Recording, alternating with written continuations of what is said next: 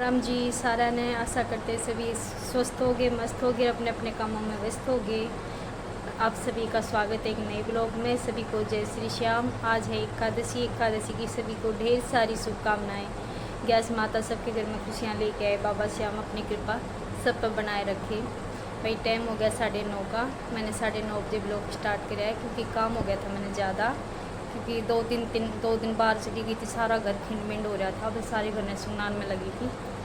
बाकी बाहर का मैंने सारा काम कर लिया है। आपने दिखा दूँगी। और एक चादर भी क्लीन कर दी मैंने, चेंज कर दी क्लीन तो के लिए धोऊँगी उन्हें। और गैस थी याद रही को नहीं, आज कपड़े धोने को फिर चादर मैंने सरफ में भी धो दी। मैं ये धो दूँगी, ये दिखाऊँ आपने। चादर क्लीन कर दी, पिलंगा की भी और इस तकत की भी। और बाहर का काम मैंने देखो कर लिया है। पूरे बर्तन साफ़ करके लगा रखे हैं छिक्के में। मैं झड़ जाऊँगी, जिप स्लिप पर लगा दूँगी। सारा आंगन धोया है, गद्दे धोए हैं, ठान ठून धोए हैं। और देखो इतनी बार मैं नवा की भीतर बांधी, इतनी बार मैं फिर गोबर काट दिया। सामर के फिर गाल दूँगी। देखो सारा धो धा के सारा ऊपर दिया। यारी लाऊँगी मैं पीने का पानी। पूरे को भी बारी झाड़ी करके पानी छिड़क दिया था। रेता ऊपर जमा के सूती गुंडी डाल हो रहा था। बाथरूम की टुकड़ी साफ कर दी। ये पूरा मैंने चादर बेच दी थी सर्फ में। देखो सवेरे रई लगाई थी गाइज मैंने 5 बजे। अब तक दूध की रिसाई नहीं आई है। ठंडा पानी भी गेर के देख लिया, गर्म भी गेर के देख लिया, लेकिन घी नहीं आ रहा। आज बेरा ने की हो गया, मैंने तो थक के ना आखिर में छोड़ दे दिया। मैं इतना भी लूँगी शाम ने, फिर देखूँगी 2 घंटे के बाद फिर देखूँगी रे लगा के रोगा कि नहीं रोगा।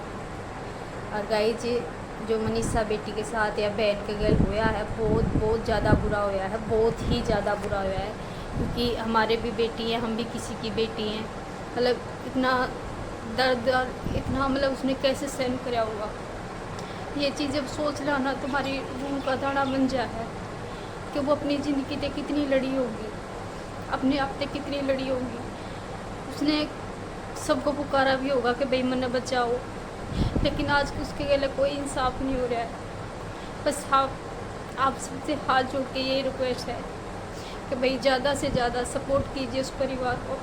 वो एक गरीब घर की बेटी थी, इसलिए उसने कोई इंसाफ नहीं मिल रहा है। बाकी है ना, ये हकीकत है कि गरीब का कोई ना हुआ है। जिसके पास पैसा है, ताकत है,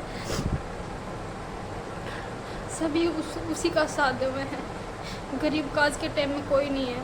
मैं तो ये कहूँ, जिसने भी ये कर्म इतना बुंडा कर्म कराया है ना, उसने है ना चुराइए पे खड़ा करके ना नंगा करके इतनी बुरी हालत करनी चाहिए जो दूसरा भी देखे उसकी रूह कांप जाए। क्योंकि इतना दर्द सहन कराया होगा उस बेटी ने, वो उसे ने पता है। जो आज उसके माँ बाप पर बीत रही है, वो भी उन्हें इसी के माँ बाप ने बताया।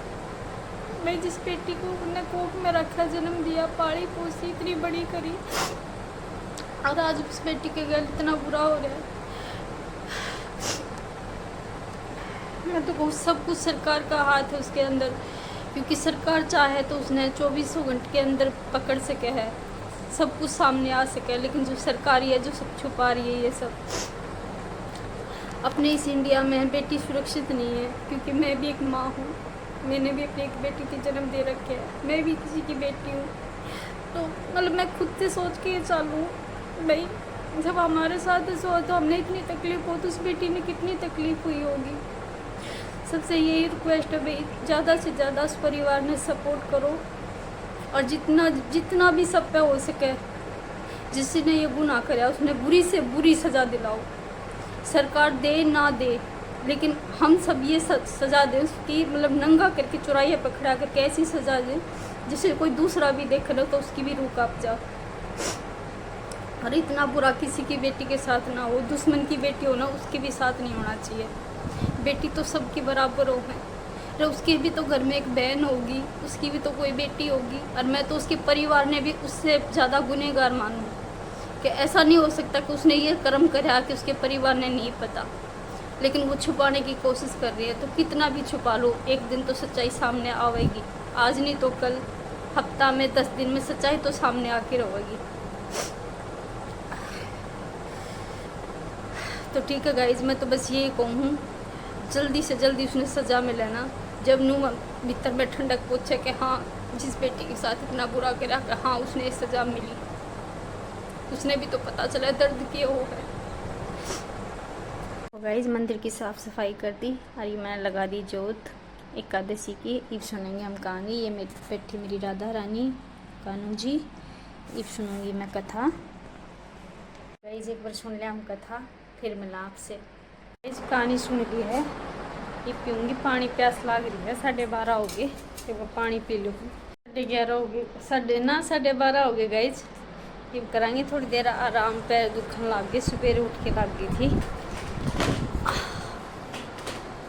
थोड़ी देर करूँगी आराम, उसके बाद उठने के बाद रसोई मतलब साफ़ तो कर रखी है, बर्तन लगाने स्लिपा पे, तो बाद में उठने के बाद लगाऊंगी।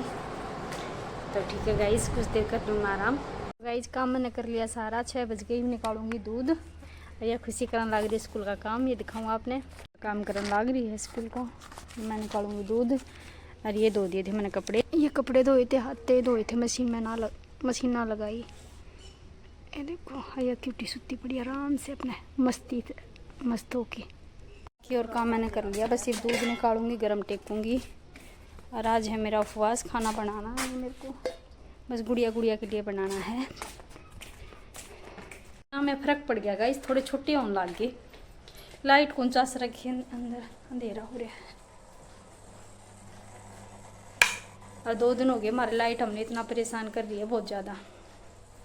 तो ठीक है गाइस, मैं निकाल दूँ दूध। तो गाइस 9:30 हो चुके हैं, ये वह सोने की तैयारी। इस व्लॉग को करते हैं पेंड।